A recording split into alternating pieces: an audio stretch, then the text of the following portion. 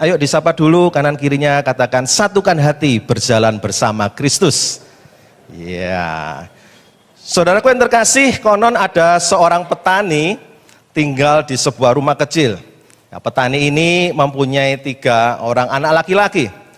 Setiap kali ketika anaknya ini berkumpul, anak-anak lakinya ini selalu bertengkar. Lalu petani ini memanggil ketiga anaknya. Dia tanya, kenapa sih kamu kok selalu bertengkar? Kamu kan saudara. Maka terjadilah seperti biasanya. Mereka saling menyalahkan satu dengan yang lain. Satunya memukul juga. Kemudian petani ini berpikir, stop. Wah, gimana caranya nih ya? Maka dengan segala ilhamnya, ya toh, segala pikirannya, akhirnya dia menemukan sebuah cara. Dia pergi ke ladang, dia mengambil beberapa potong ranting dan menatanya di meja. Kemudian ranting-ranting ini diikat jadi satu. Setelah diikat jadi satu, anak-anaknya dipanggil. Sini, kamu semuanya ketiga maju. Maka anak-anaknya pun maju. Papa punya ranting yang sudah jadikan satu. Ini pegang. Anaknya pun menerima. Sekarang coba patahkan ikatan ranting ini. Wah, dia coba nih. Satunya tidak bisa. Satunya coba lagi. Wah, ini sih mudah, Pak. Ini kan permainan anak kecil mematahkan ranting. Dia coba satu-satu. Ketiga anaknya tidak bisa. Lalu si petani mengatakan, kembalikan rantingnya kepada Papa. Rantingnya dikembalikan, ikatannya dibuka. Kemudian ternyata ada Shopee masuk. Kaget, waduh gimana ini ya, rantingnya diberikan satu-satu dah, daripada nanti dapat kiriman ranting lebih banyak, akhirnya rantingnya dikasih satu-satu. Ini satu-satu ya, sekarang coba patahkan. Menurut Bapak Ibu bisa? Bisa. Wah, senang dia, patahkan, detak, satunya detak, wah mereka tersenyum. Kemudian anak-anak ini sambil tersenyum berkata, loh tadi kok nggak bisa ya Pak? Kenapa?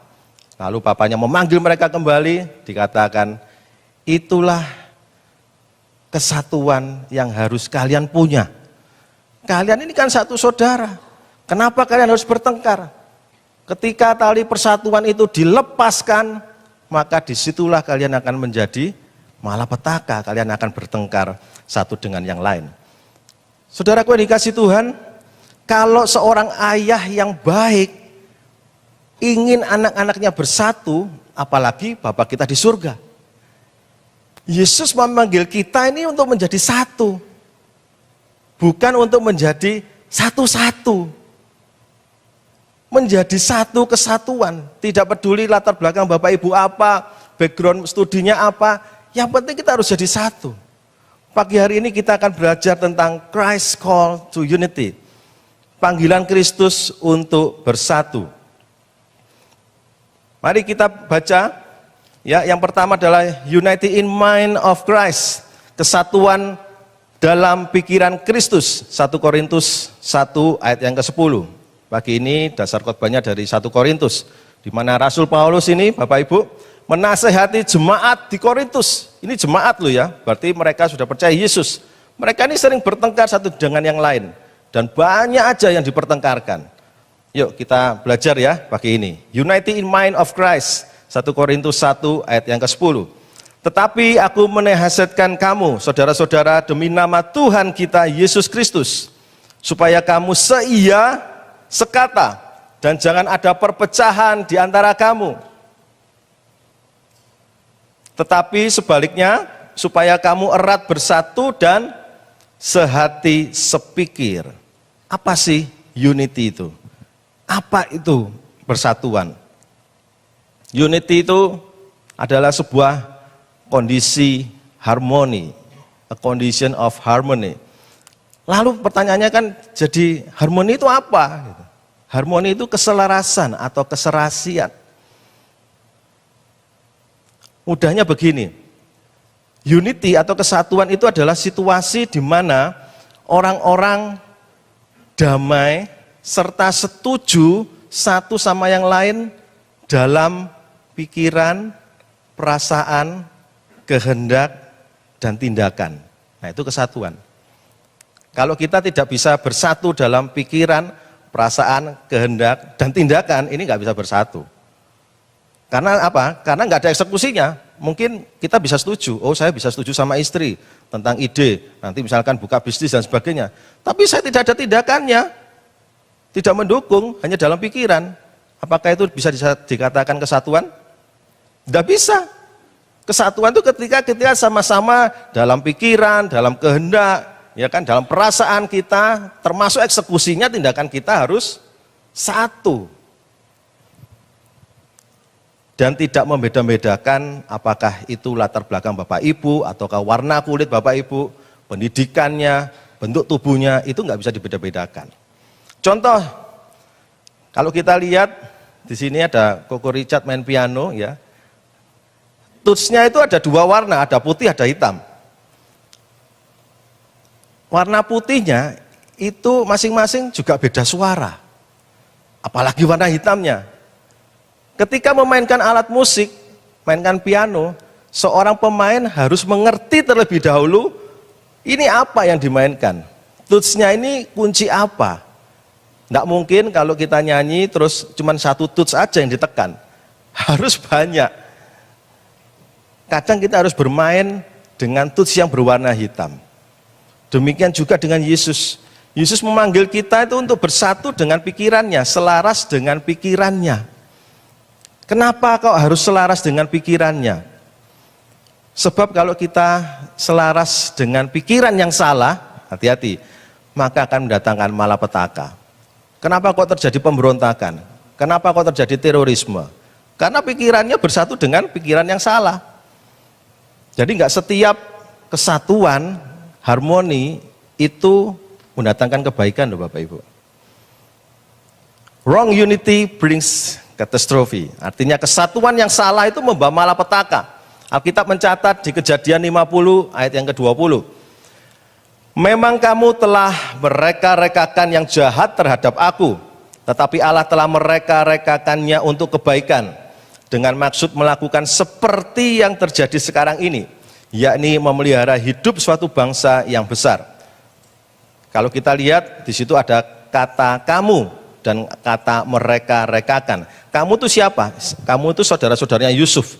Jadi Yusuf memberikan kalimat ini ketika Yusuf mengaku dirinya ini Yusuf. Ketika mereka semua sudah kumpul, akhirnya Yusuf membuka diri. Aku ini Yusuf. Memang kamu, gitu ya, telah mereka-rekakan yang jahat. Mereka-rekakan itu apa? Mereka-rekakan itu sama seperti definisi tadi. Berpikir, merencanakan, membuat pilihan, membuat penilaian, sampai dengan tindakannya. Makanya kalimat itu mengatakan mereka-rekakan yang jahat. Jadi kesatuan itu bisa merekakan yang baik atau yang jahat. Saudara-saudara Yusuf ini bersatu untuk menghilangkan Yusuf. Karena apa? Karena iri hati. Iri hati dasarnya. Contoh lain. Percaya Tuhan tidak membuat kita kesatuannya jadi kebaikan loh. Melihat mengalami penyertaan Tuhan, itu tidak membuat kita bisa bersatu dengan baik. Contohnya siapa? Yudas. Yudas kurang apa coba? Yudas mengikut Yesus, murid Yesus. Dia melihat mujizat Yesus, melihat. Tetapi dia bersatu dengan orang-orang untuk menangkap Yesus. Artinya kesatuannya Yudas ini keliru. Wrong unity brings catastrophe. Jadi kesatuan yang salah ini membawa malapetaka.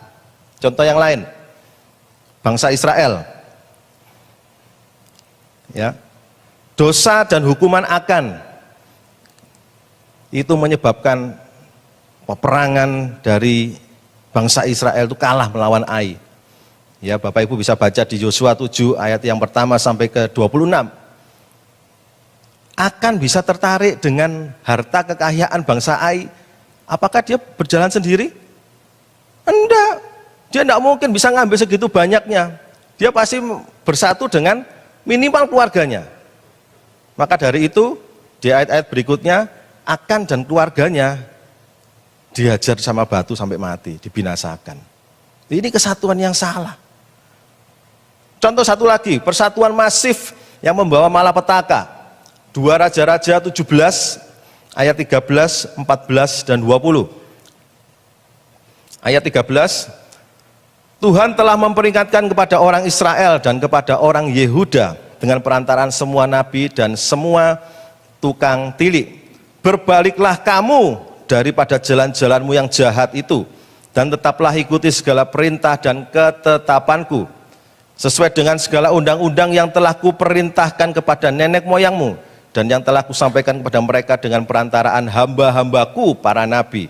14. Tetapi mereka siapa? Bangsa Israel tidak mau mendengarkan, melainkan mereka menegarkan tengkuknya seperti nenek moyangnya yang tidak percaya kepada Tuhan Allah mereka. Jadi Tuhan menolak segenap loh Bapak Ibu, segenap keturunan Israel. Mengerikan ya. Ini masih benar. Persatuan yang salah ini masif. Ia menindas mereka dan menyerahkan mereka ke dalam tangan perampok sampai habis mereka dibuangnya dari hadapannya. Jadi Bapak Ibu, poin yang pertama, yang bagian A, kalau keharmonisan kita, kesatuan kita, pikiran, perasaan, kehendak, tindakan kita berdasarkan ego kita, egosentris, kepentingan diri sendiri, kepentingan kelompok, maka itu akan menjadi malapetaka. Lalu bagaimana unity yang tidak mendatangkan malapetaka? Yaitu the holy unity. Karena apa? The holy unity itu brings holy wisdom. Jadi kesatuan yang suci, yang kudus berdasarkan firman Tuhan akan membawa hikmat Tuhan. 1 Korintus 2 ayat 6. Sesungguhnya demikian kami memberikan hikmat di kalangan mereka yang telah matang, yaitu hikmat yang bukan dari dunia ini dan yang bukan dari penguasa dunia ini, yaitu penguasa-penguasa yang akan ditiadakan. Ayat yang ke-7, tetapi yang kami beritakan ialah hikmat Allah yang tersembunyi dan rahasia, yang sebelum dunia dijadikan telah disediakan Allah bagi kemuliaan kita. Ayat yang ke-10, karena kepada kita Allah telah menyatakan oleh roh, sebab roh menyelidiki segala sesuatu, bahkan hal-hal yang tersembunyi dalam diri Allah.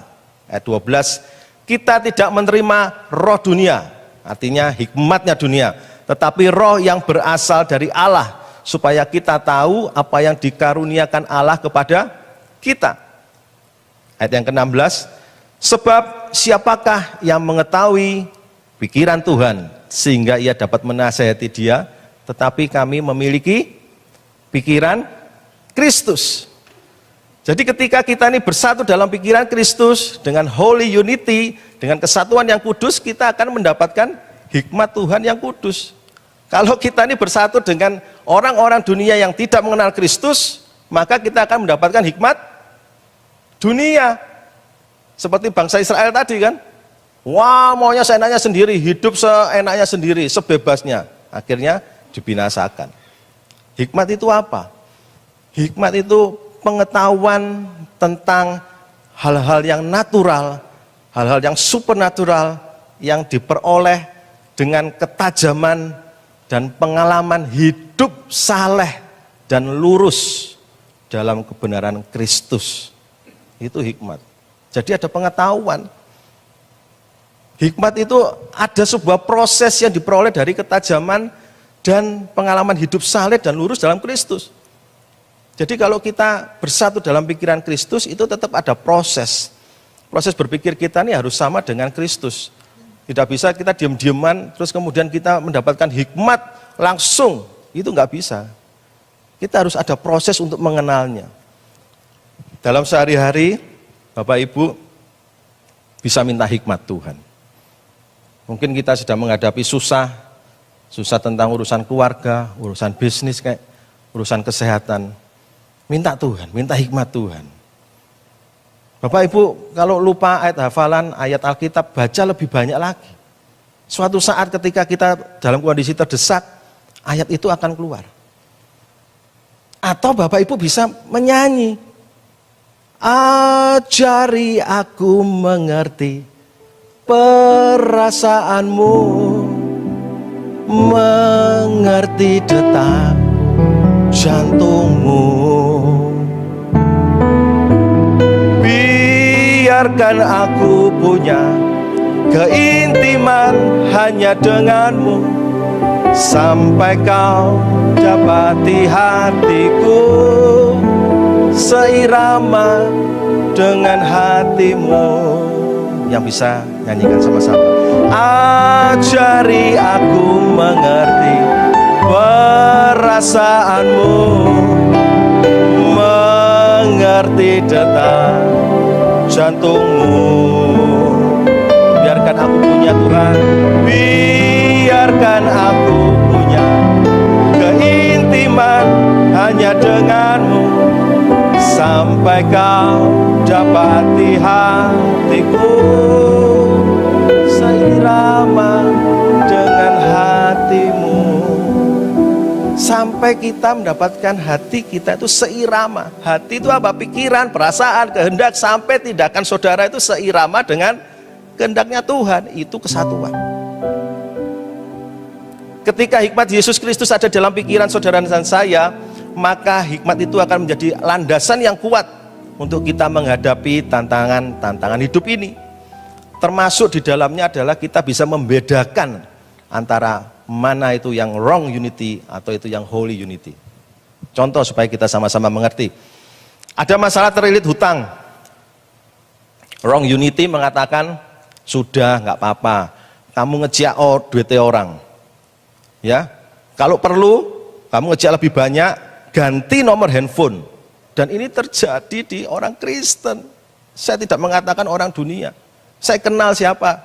Makanya saya sedih. Kenapa? Karena ada wrong unity, ada kesatuan yang salah di dalam kelompoknya mereka. Nggak apa-apa, tinggal ganti handphone, selesai. Terus masuk ke pinjol dan sebagainya, dan itu berulang terus. Tapi ketika kita berbicara mengenai holy unity, tentang terlilit hutang, maka dikatakan, ayo bereskan hutangmu. Maju ke krediturnya. Orang yang ngasih hutang, bicarakan baik-baik. Jangan melarikan diri, jangan ngemplang, jangan ngejak. Bereskan nama baikmu di hadapan bank dan sebagainya. Ini yang holy unity. Bagaimana dengan masalah keluarga? Kalau wrong unity, Anda akan diberikan nasihat, udah cerai aja, kamu masih cantik, tubuhmu masih seksi, kulitmu masih kencang, kamu masih cakep, kamu masih punya uang, cerai aja, cari yang lain. Itu wrong unity. Tapi ketika kita berbicara pada holy unity, maka nasihatnya akan bertahan. Yesus akan memulihkan.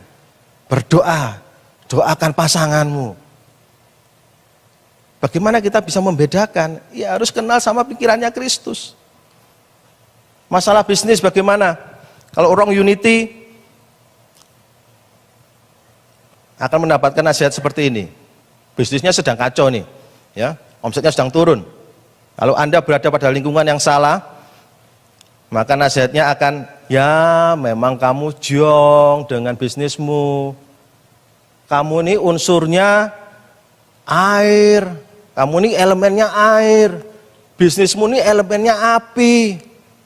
Api kena air ya padam, makanya bisnismu surem. Nah ini wrong unity. Makanya ya pintu masuknya tokomu itu dirubah. Masuk dari mana? Loh, kamu masa lupa? Yesus itu menyembuhkan lumpuh, orang lumpuh, pintunya masuk dari? Loh Bu, jangan dirubah loh ya. Nanti pintunya dirubah masuk dari atas. Ini wrong unity. Tetapi ketika kita dalam holy unity, jangan khawatir, minta hikmat Tuhan. Amin. Perluas networkingnya, cari tren baru, apa yang bisa dijual, belajar digital marketing. Nanti Tuhan pasti buka jalan. Hikmatnya Tuhan itu selalu ada proses. Hikmat Tuhan itu tidak meninggalkan kewajiban kita sebagai manusia. Jangan terus kita berdoa santai-santai terus tidak bekerja atau apapun. Tetap butuh namanya proses. Kalau kita sudah menyatu dalam pikiran Kristus dan mendapatkan holy wisdom, maka diri kita ini akan mendapatkan kerendahan hati. Ya, kita tidak mungkin menjadi sombong. Karena apa? Loh, semua Tuhan kasih kok. Karena Tuhan yang berkehendak dalam kehidupan kita. Kita mau sombong seperti apa? Nggak bisa sombong. Wisdomnya kita membuat the holy wisdom brings modesty, yaitu mendapatkan kerendahan hati. Saudaraku yang dikasih Tuhan, mengikut Kristus itu seru ya. Kalau diberkati harus tetap rendah hati, kalau terpuruk harus tetap bersyukur. Benar? Nggak ada amin kelihatannya. Ya. Kalau diberkati harus tetap rendah hati. Kalau terpuruk harus tetap bersyukur. Itulah nilai dari kesatuan pikiran kita dengan Kristus. Kalau ada masalah bisnis, pakai holy wisdom. Kalau kita menyatu dalam pikiran Kristus, nanti Tuhan akan beri kita tanda, beri kita intuisi, beri kita apa? Impresi yang kuat dalam hati untuk jalan keluarnya. Poin yang kedua, kesatuan apa yang Tuhan inginkan. Unity in teaching and worship of Christ. Kesatuan dalam pengajaran dan penyembahan kepada Kristus. Apa yang Tuhan inginkan dalam kesatuan pengajaran dan penyembahan? Yang pertama, Tuhan mengajarkan kita untuk waspada dengan dosa. Beware of sin. Waspada dengan dosa. Jemaat di Korintus ini jemaat loh Bapak Ibu. Kita nggak berbicara masalah orang di luar jemaat. Jemaat di Korintus itu terlibat percabulan. Coba kita lihat ya. Kita baca aja 1 Korintus 5 ayat yang pertama. 1 Korintus 5 ayat yang pertama. Memang orang mendengar bahwa ada percabulan di antara kamu, dan percabulan yang begitu rupa seperti yang tidak terdapat sekalipun di antara bangsa-bangsa yang tidak mengenal Allah. Ini mengerikan ya. Terjadi di antara jemaat di Korintus seperti yang tidak terdapat sekalipun di antara bangsa-bangsa yang tidak mengenal Allah. Yaitu bahwa ada orang yang hidup dengan istri ayahnya. Serem ini Bapak Ibu ya, kekristenan hati-hati. Jangan menganggap bahwa kalau Tuhan Yesus Kristus itu mampu menghapus dosa, terus kita mau senanya. Loh, ini kejahatannya di dalam jemaat sendiri ini lebih jahat dari orang luar. Kekristenan itu harusnya jauh lebih baik dari dunia luar. Organisasi gereja harusnya lebih tertib daripada organisasi orang luar. Kehidupan di gereja, kehidupan jemaat di gereja harusnya lebih sopan, lebih menghargai daripada orang perusahaan, orang luar. Ini belum lagi dosa yang lain loh Bapak Ibu. Kalau kita baca di situ ya, ada dosanya orang cabul, penyembahan berhala, berzina, banci, orang pemburit, pencuri, orang kikir, pemabuk. Ya, 1 Korintus 6 ayat 9 sampai 10. Masih banyak, dan itu terjadi di jemaat. Kemudian berikutnya, Tuhan mau kita agar menjadi penyembah yang benar. Jadi hidup dalam pengajaran yang kudus dan menjadi penyembah yang benar. Ya, jauhi dosa, apapun dosa itu, dan jadilah penyembah yang benar. 1 Korintus 10 ayat yang ke-20. Bukan apa yang kumaksudkan ialah bahwa persembahan mereka adalah persembahan kepada roh-roh jahat, bukan kepada Allah. Dan aku tidak mau bahwa kamu bersekutu. Nah ini, bersekutu itu apa? Unity tadi, jadi satu dengan roh-roh jahat. Hidup sebagai penyembah yang benar, itu Bapak Ibu bukan saja tentang hubungan kita dengan Kristus, tetapi juga bagaimana kita hidup di tengah masyarakat. Bukankah persembahan yang hidup, yang kudus itu adalah tubuh kita? Persembahkanlah tubuhmu sebagai persembahan yang hidup dan yang kudus dan yang berkenan di hadapan Allah. Jadi hidup jangan egois, harus ada kasih, harus ada ketertiban. Jangan terus karena, wah aku seorang pelayan Tuhan, pelayan mimbar, terus di luar masuk marketplace sok-sokan. Aku mampu berbahasa roh kok, ya. Terus hidupnya sehari-harinya tidak mau tertib. Waktu bayar hutang, ditagih, yang keluar adalah sandal lawas, sandal lawas, sandal lawas, sandal lawas. Bahasa rohnya, ya jangan bahasa rohnya, duitnya keluarin, bayar hutangnya. Ayo koreksi diri. Ya. Hati-hati, kekristenan kita ini bukan hanya di gereja Bapak Ibu. Kekristenan kita ini sampai di marketplace, termasuk saya pribadi. Saya orang di marketplace, ya harus bisa menerapkan ini. Kalau ditagih supplier gimana? Oh haleluya Tuhan, biarkan dia, lupakan. Tuhan mampu mengadakan mujizat. Tuhan lupakan Tuhan. Lupakan orang yang memberi hutang padaku. Lupakan pemikirannya. Rubah Tuhan, butakan matanya. Oh.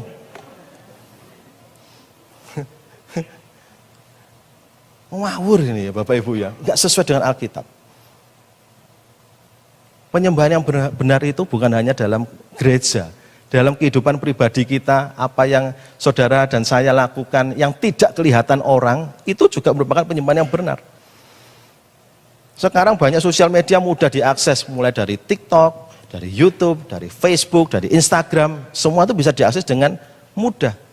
Apalagi kalau semakin malam, acaranya itu akan semakin seru. Semakin malam akan semakin seru. Kalau Bapak Ibu semakin malam semakin mengikuti TikTok dan sebagainya, maka Bapak Ibu akan melupakan, akan menggeser yang namanya keintiman dengan Tuhan. Bapak Ibu akan mulai meninggalkan yang namanya penyembahan kepada Tuhan. Harusnya malam kita bangun mesbah doa, waduh TikToknya masih bagus nih, masih, ya jogetnya masih oke. Kadang buatku kecewa, tiba-tiba saja aku melayang. Wah ini ketahuan ya. Saya suka main TikTok nih ya. Jadi Bapak Ibu hati-hati. Ya penyembahan yang benar itu dari kehidupan kita. Ketika kita tidak dilihat orang, itulah penyembahan yang benar. Terutama juga di marketplace. Kalau di gereja saya percaya semuanya malaikat. Kalau di luar gereja semuanya, loh ya tetap malaikat jawabannya ya. Jangan dirubah. Oke, poin yang terakhir. Kesatuan apa yang Tuhan inginkan? Yaitu kesatuan di dalam kematian dan kebangkitan Kristus. Ya. 1 Korintus 15 ayat yang ketiga. Sebab yang sangat penting telah kusampaikan kepadamu, yaitu apa yang telah ku terima sendiri. Ialah bahwa Kristus telah mati karena dosa-dosa kita. Sesuai dengan kitab suci. Ayat yang ke-22. Karena sama seperti semua orang mati dalam persekutuan dengan Adam, demikian pula semua orang akan dihidupkan kembali dalam persekutuan dengan Kristus.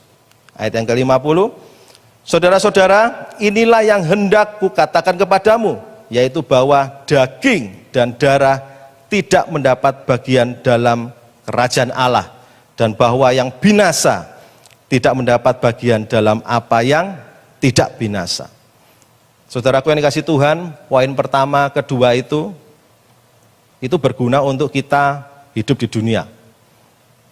Tetapi itu juga menjadi dasar kita untuk kita bisa masuk ke kerajaan kekal. Hidup kita ini semua terbatas Bapak Ibu. Nggak ada yang menjamin bahwa umur kita expirednya panjang. Ya, kalau kartu SIM gitu enak dilihat expired kapan. Oh masih 1 bulan lagi, grace periodnya masih 2 bulan lagi. Kalau kita, Bapak Ibu bisa melihat grace periodnya Bapak Ibu kapan? Nggak bisa. Terus mau nunggu apa kalau nggak kita mau intim dengan Tuhan? Kalau kita kok nggak mau bersatu dengan pikirannya Kristus? Kenapa kok kita nggak mau bersatu dengan pengajarannya Kristus? Kenapa kok kita tidak mau dalam penyembahan yang benar? Tuhan ingatkan, kehidupan kita itu bukan hanya di bumi loh. Hidup kita ini masih ada kelanjutannya, yaitu hidup kekekalan. Saya undang WL Singer untuk naik. Hidup tidak hanya tentang perkara dunia, tetapi yang lebih penting lagi perkara yang di atas. Sesudah kita bersatu dalam pikiran Kristus, kita ini punya tanggung jawab untuk menjaga lingkungan pendukungnya. Unity kita itu siapa? Pendukung kita ini apakah fokus pada pikiran kita yang bersatu dengan Kristus atau pikiran dunia?